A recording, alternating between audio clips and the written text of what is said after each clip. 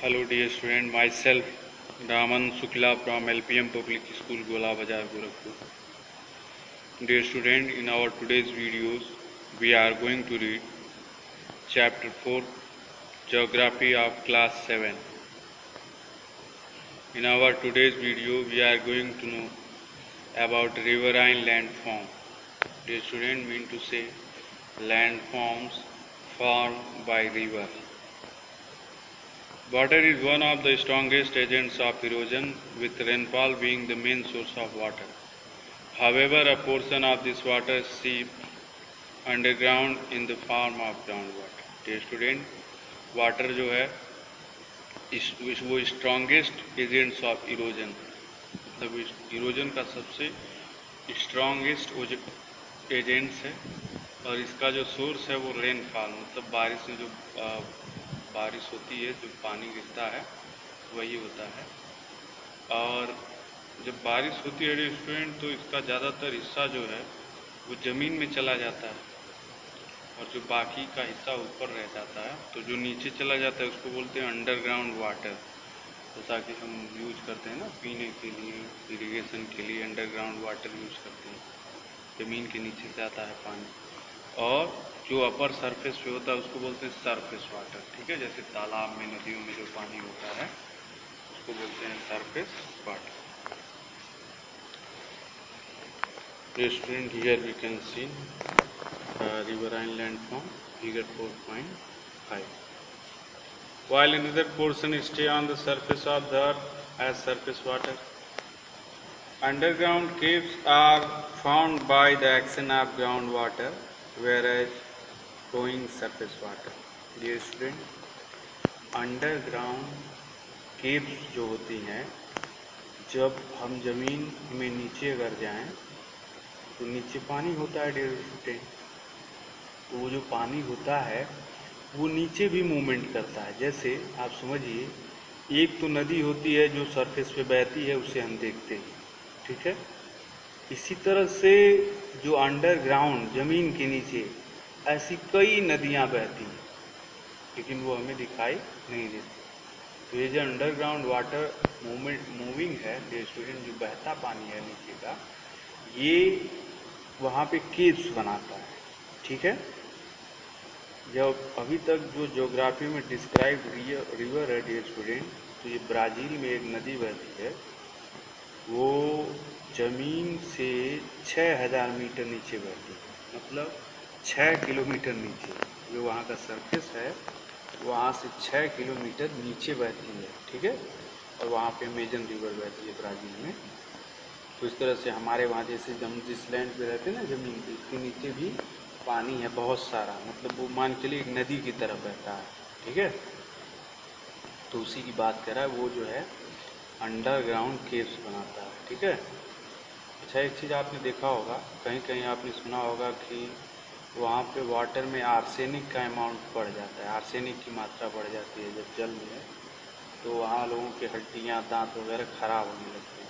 तो यही होता है, जो अंडरग्राउंड केव्स होता है, जब हम इसमें क्या होता है, आर्सेनिक होता है। तो जब पानी हम बहुत ज़्यादा निकाल लेते हैं अंडरग्राउंड वाटर से, तो वो जो आर्सेनिक की चट्टानें होती हैं वो टूट टूट के उसी जो पानी में अंडरग्राउंड वाटर में मिलने लगती है।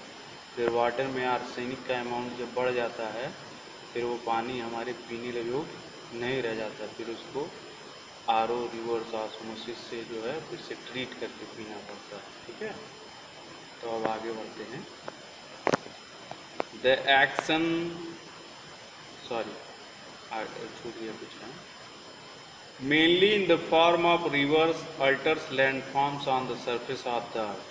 रनिंग वाटर जो होता है वो रिवर के रूप में लैंडफॉर्म को अल्टर करता है। अल्टर क्या होता है, मैं पहले बता चुका हूँ ना, अल्टरेशन का मतलब बराबर करना, काट छाट करके।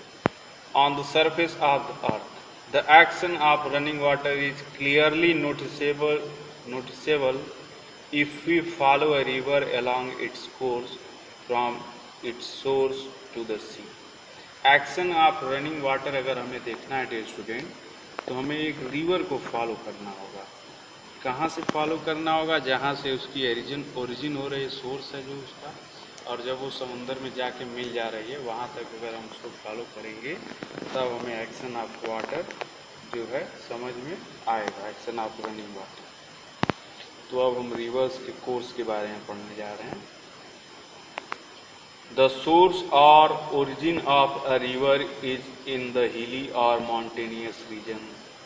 जो स्टूडेंट ज़्यादातर जो नदियाँ हैं वो हिली रीजन या माउंटेनियस रीजन से निकलते हैं। इसी के साथ मैं आपको बता दूं जो हमारी इंडियन रिवर्स हैं they are broadly classified into mountainous rivers, in other word they are called Himalayan river, and another group is known as plateaus river. तो जैसे नर्मदा, ताप्ती, कावेरी, ये जो नदियाँ हैं महानदी, गोदावरी, ये सब हमारी प्लेटू रिवर्स हैं। मतलब ये जो प्लेटू है हमारा पठार है डेक्कन का, वहाँ से निकलती हैं। और गंगा, यमुना, चनाब, झेलम, सिंधु, ब्रह्मपुत्रा, ये जो नदियाँ हैं स्टूडेंट ये माउंटेनियस रीजन से निकलती हैं, हिमालयन रीजन से। तो वही यहाँ कहा जा रहा है the source of origin river is in the hilly और mountainous region known as the upper course, wherein its flow along a path from the mountains to the low-lying plains, finally joining the sea or oceans, which is known as the mouth of a river. जो student एक नदी जो है शुरू होती है हिली या माउंटेनियस रीजन से, तो इसको बोलते हैं अपर कोर्स। क्या बोलते हैं? तो अपर कोर्स से बहते हुए प्लेन को ज्वाइन करती है लो लेइंग एरिया, मतलब माउंटेनियस रीजन से नीचे प्लेन होता है ना, लो लेइंग प्लेन्स बोला जा रहा है। फाइनली जो है प्लेन में बहते बहते ये जाके समंदर में मिल जाती है या किसी खाड़ी में गिर जाती है। इस तरह से वो फाइनली जो है समंदर में मिलती है, ज्वाइनिंग द सी और ocean, which is known as the mouth of a river, जिसको बोलते हैं माउथ ऑफ अ रिवर। तो इसके अलावा यहाँ मैं एक चीज़ और बता दूँ, जहाँ से नदी की शुरुआत होती है डियर स्टूडेंट, उसको बोलते हैं टेल ऑफ अ रिवर। ठीक है, तो जब नदी शुरू होती है उसको बोलते हैं टेल ऑफ अ रिवर, याद रखिएगा। और जब नदी समंदर में मिल जाती है, मतलब नदी का अस्तित्व खत्म है वहाँ पे ना, और वो समंदर शुरू होता है आगे, उसको बोलते हैं माउथ ऑफ अ रिवर। तो अक्सर कन्फ्यूजन होता है माउथ ऑफ रिवर क्या है, तो ज़्यादातर लोग बताते हैं नहीं जब नदी शुरू होती है उसको माउथ ऑफ रिवर कहते हैं। नहीं, जब नदी शुरू होती है हिली रीजन से उसको बोलते हैं टेल ऑफ रिवर, जब नदी समंदर से मिलती है उसको बोलते हैं माउथ ऑफ रिवर, याद रखिए। During its journey a river performs the task of erosion, deposition, transportation as well as formation of several land forms contingents on the volume of water, slope of land materials carried by its etcetera. Dear student, during its journey, अपनी यात्रा के दौरान, इसकी यात्रा जो शुरू हो रही है और ख़त्म हो रही समंदर में, एक रिवर जो है इरोजन का काम करती है, मतलब क्षरण करती है, भूमि का कटाव करती है। जो कटाव वगैरह की है उसको डिपॉजिट भी करती है कहीं पे ले जाकर, डिपोजिशन। जैसे हम लोगों के क्षेत्र में जब बाढ़ ख़त्म होती है तो आप देखेंगे मिट्टी के ऊपर एक परत जम जाती है नई मिट्टी की, तो वो डिपोजिशन होता है। ट्रांसपोर्टेशन का मतलब जो इरोडेड मटेरियल है उसको बहा के लाती है। जैसे हिमालयन रिवर से सैंड्स वगैरह बह के आते हैं हम लोगों के वहाँ तक, जो बालू वगैरह ये नदियों किनारे पाया जाता है ना, ये माउंटेनियस रीजन से जो रॉक्स होते हैं उनकी डेब्रीज होती हैं वो वहाँ से बहते हुए आता है डियर स्टूडेंट, तो हमारे वहाँ वो आके डिपॉजिट होता है। आपने देखा होगा बालू खनन होता है आपके क्षेत्र में, बालू निकाला जाता है नदी किनारे से, तो वो ट्रांसपोर्टेशन के थ्रू आया है। किसके थ्रू आया है? ट्रांसपोर्टेशन। एज वेल एज इसी के साथ dear student formation of several land forms, वो जो नदी है वो कई लैंड फॉर्म्स को बनाती भी है। ये जो भी काम हो रहा है इसका, erosion, deposition, transportation, formation of several land forms, तो ये सब जो डिपेंड करता है वॉल्यूम ऑफ वाटर पे, मतलब वाटर का वॉल्यूम क्या है, उस लैंड पे जहाँ पे एक्टिविटीज हो रहे हैं उसका स्लोप क्या है। जैसे अगर स्लोप बहुत ज़्यादा होगा लैंड का तो वहाँ पे डिपोजिशन नहीं हो पाएगा, क्योंकि वाटर जो है और भी तेज़ रनिंग करेगा ना, तो वो डिपॉजिट नहीं करेगा और ज़्यादा इरोडेड करेगा, ट्रांसपोर्ट करेगा। ठीक है, तो डिपोजिशन के लिए उसका लो लेइंग प्लेन होना चाहिए ना, ऊपर डिस्कस किए लो लेइंग प्लेन, मतलब उसकी जो स्लोप है वो बहुत कम होनी चाहिए, तभी डिपॉजिट हो पाएगा। Materials carried by it etcetera, इसके अलावा वो मटेरियल क्या कैरी कर रही है इस पर भी डिपेंड करता है। अगर वो अपने साथ पेबल्स ला रही है तो पेबल्स ही इकट्ठा करेगी, अगर सैंड आ रहा है उसके साथ तो सैंड को डिपॉजिट करेगी, अगर इसके पास एल्यूमिनियम सॉइल है तो एल्यूमिनियम सॉइल को डिपॉजिट करेगी। जैसे आप गंगा नदी को अगर फॉलो करें, सबसे बेस्ट जो रिवर है हमारी कंट्री की सबसे बड़ी नदी, तो देखिए हरिद्वार में जो है प्लेन में इंटर करती है, तो हरिद्वार से पहले तक देखेंगे तो इसके अपने साथ कंकड़ पत्थर लाती है, मतलब नदी किनारे आपको कंकड़ पत्थर बड़े बड़े पत्थर मिलेंगे। हरिद्वार से जब आप आगे चलेंगे तो जब आप कानपुर रीजन इलाहाबाद तक आएंगे तो उधर आपको सैंड के बहुत अच्छे पार्टिकल्स मिलते हैं, मतलब उधर का बालू बहुत अच्छा होता है, ठीक है, मोटा बालू होता है। जैसे जैसे आप इधर की तरफ बढ़ेंगे इलाहाबाद पटना की तरफ, तो सैंड का जो है साइज जो है डिक्रीज होता जाता है। फिर जब ये स्टूडेंट आप बंगाल वगैरह जाएंगे तो वहाँ पे सैंड का जो अमाउंट भी कम होता है, फिर वहाँ सॉइल मिलना शुरू हो जाता है, ठीक है। तो इस तरह से जो इसकी स्पीड है ना उसके वाटर की, गंगा नदी का बहाव जब आप हरिद्वार में देखेंगे, कानपुर में देखेंगे, इलाहाबाद में, तो जैसे आप हरिद्वार से आगे बढ़ेंगे उसका बहाव कम होता जाएगा। कानपुर में हरिद्वार से कम बहाव मिलेगा, मतलब ये वो बहाव कम बता रहा है कि यहाँ पे स्लोप कम है, ठीक है। और इलाहाबाद में और जो थोड़ा कम हो जाता है। उधर आप जाएंगे बंगाल रीजन में फरक्का वगैरह, तो वहाँ और भी स्लो बहती है, ठीक है, फिर धीरे धीरे बहते हुए जाकर समंदर में मिल जाता है, ठीक है। तो ये जो है स्लोप ऑफ लैंड की डिस्कशन हो रही थी, या जो मटेरियल वो कैरी कर रही है अपने साथ तो उस पर भी निर्भर करता है। Now dear student, here is figure 4.6 we can see mouth of a river, यहाँ पे हमें एक रिवर का माउथ दिख रहा है, मतलब नदी अब समंदर से मिल रही है। Now we are going to know about valleys and canyons, अब हम वैलीज और कैनियंस के बारे में पढ़ेंगे। In its upper course, the river causes erosion of the valley bed more than the side. This leads to the formation of a valley which is deep and narrow, with steep sides and hard rocks referred to as gorges or ice sheets. Dear student, जब नदी अपने अपर course में होती है, वो चूँकि hilly region होता है, माउंटेनियस रीजन होता है, तो नदी जो है अपने साइड्स पे, मतलब अपने किनारों पे इरोजन कम करती है, और वो उसका जो रिवर बेड होता है, बेड का मतलब नदी का जो निचला तल होता है जिस पे नदी बहती है उसको इरोड करती है। तो रिवर बेड को इरोड करने की वजह से जो रिवर बेड है वो गहरा होता चला जाता है, मतलब स्टेप वैलीज होती है, बहुत निचली घाटी होती है, उसके किनारे बहुत ऊंचे होते हैं, तो इस तरह से आई शेप्ड वैली ये बनाती है, ठीक है। जो वैली इस तरह से बनाती है उसको बोलते हैं आई शेप्ड वैली, इन्हीं को हम बोलते हैं गॉर्जेस, ठीक है, गॉर्ज कहते हैं। तो फिगर ए एंड बी जो है, फिगर ए में हमको ग्रैंड कैनियन इन एरिजोना दिख रहा है, एरिजोना में ये ग्रैंड कैनियन है, एरिजोना जो है यूएसए में है, ठीक है।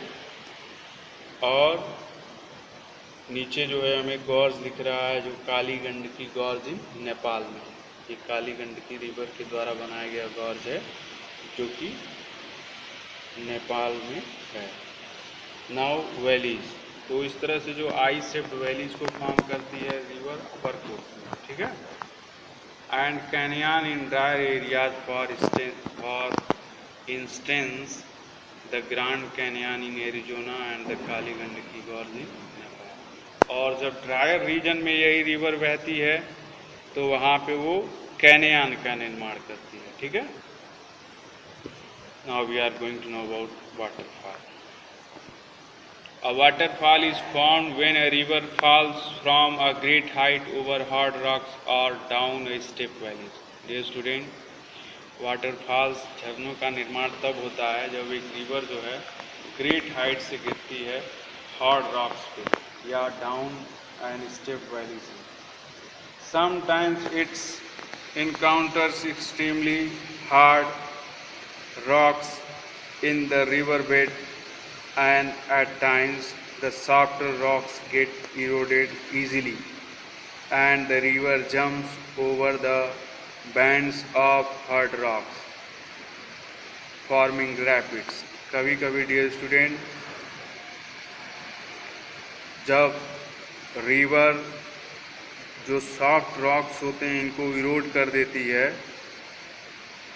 तो रिवर एक तरह से जंप करती है बैंड्स ऑफ हार्ड रॉक्स के ऊपर में, मतलब नदी बहुत तेज़ी के साथ जंप करते हुए बढ़ती है, तो इसको बोलते हैं रैपिड्स। तो जो माउंटेनियस रीजन है वहाँ पे रैपिड्स का लोग आनंद लेते हैं, तो उसमें जो बोट्स चलाते हैं बहुत तेज़ चलती हैं और बहुत ही उसमें मोड्स वगैरह होते हैं, मतलब उस तरह से वाटर जंप करता है वहाँ। The Angel Fall in Venezuela at a height of 979 meters is the highest waterfall in the world, while the Jog or Garsopa waterfall on river Saravati is the highest waterfall in India. Dear student, इस तरह से जब हम world के highest waterfall की बात करते हैं तो वो है फिगर ए का एंजल फॉल, जो कि वेनेजुएला में, वेनेजुएला जो डियर स्टूडेंट एक कंट्री है जो कि हमारा अमेरिका कॉन्टिनेंट में, ये आपका साउथ अमेरिका कॉन्टिनेंट में पड़ता है।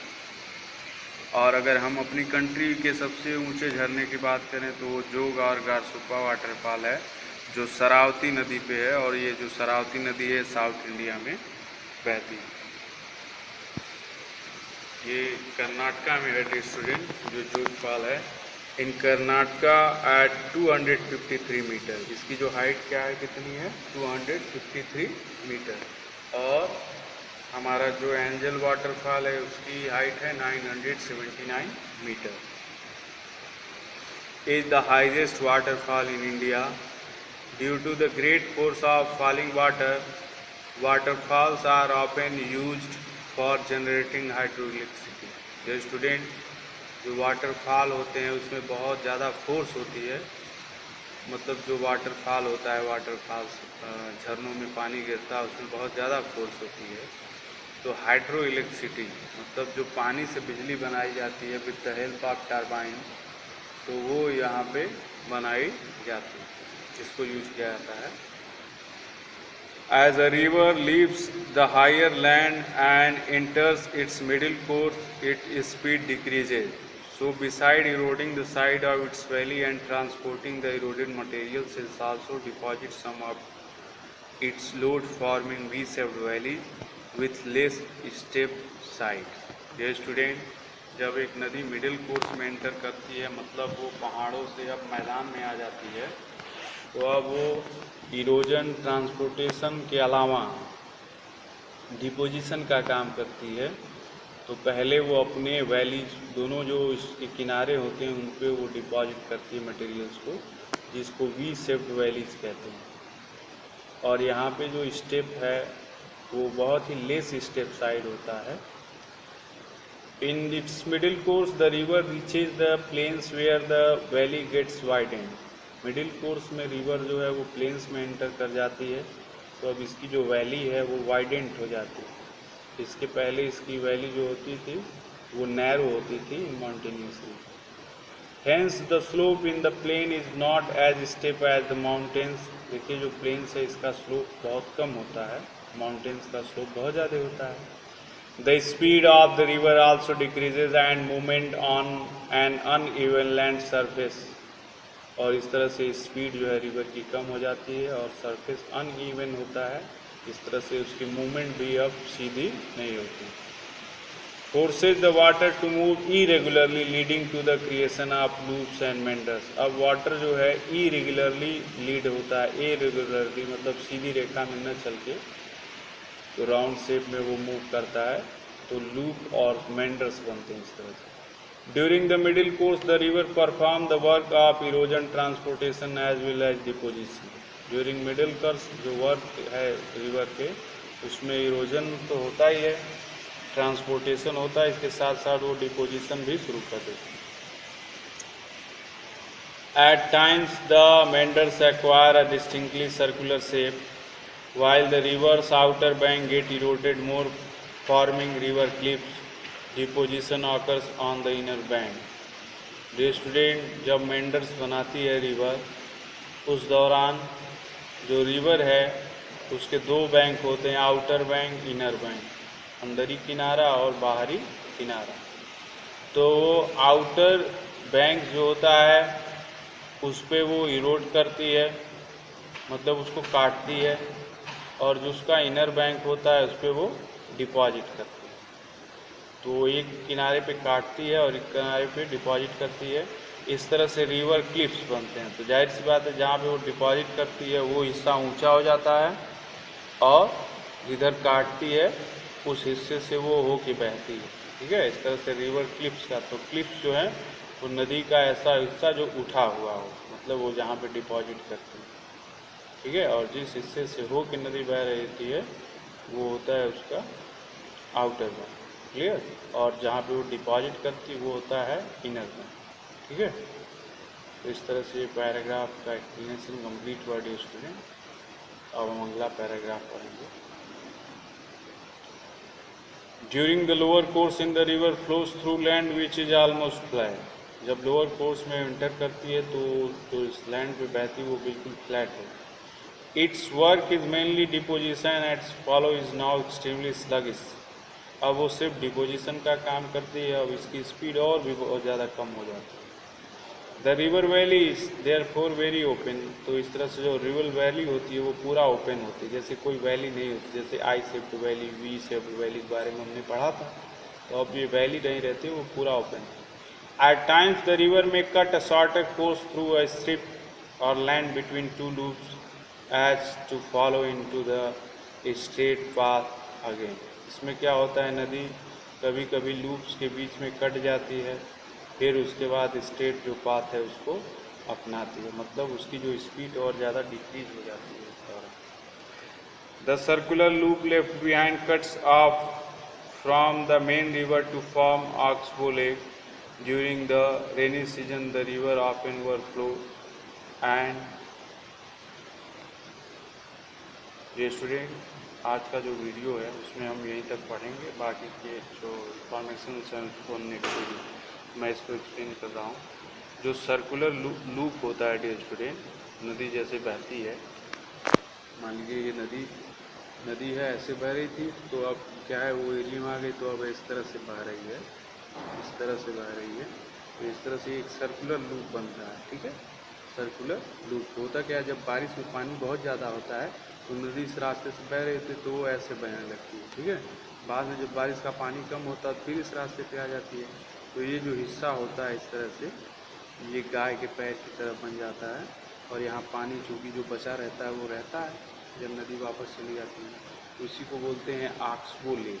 क्या बोलते हैं? Oxbow lake. इसको हिंदी में बोलते हैं गोखुर झील। ठीक है, ये गाय के पैर की तरह होती है ड्यूरिंग द रेनी सीजन। ये रेनी सीजन के दौरान फॉर्म होती है। उसके बाद हम आगे पढ़ेंगे द रिवर ऑफन ओवरफ्लो। तो रिवर ओवरफ्लो हो जाती है जिसको हम कहते हैं बाढ़ आ गया वगैरह। यहाँ पे फिगर 4.9 जो है इसमें हमको फ्लड प्लेन दिखाया गया है, मतलब ये बाढ़ के द्वारा निर्मित मैदान है। बाढ़ का पानी फैल जाता है और वो अपने साथ जो डिपॉजिट ट्रांसपोर्टेड मटेरियल्स होता है उसको डिपॉजिट कर देता है, और इस तरह से फ्लड प्लेन बन जाता है। तो आज की वीडियो में इतना ही, बाकी की जो इन्फॉर्मेशन है हम नेक्स्ट वीडियो में डिस्कस करेंगे। Thanks for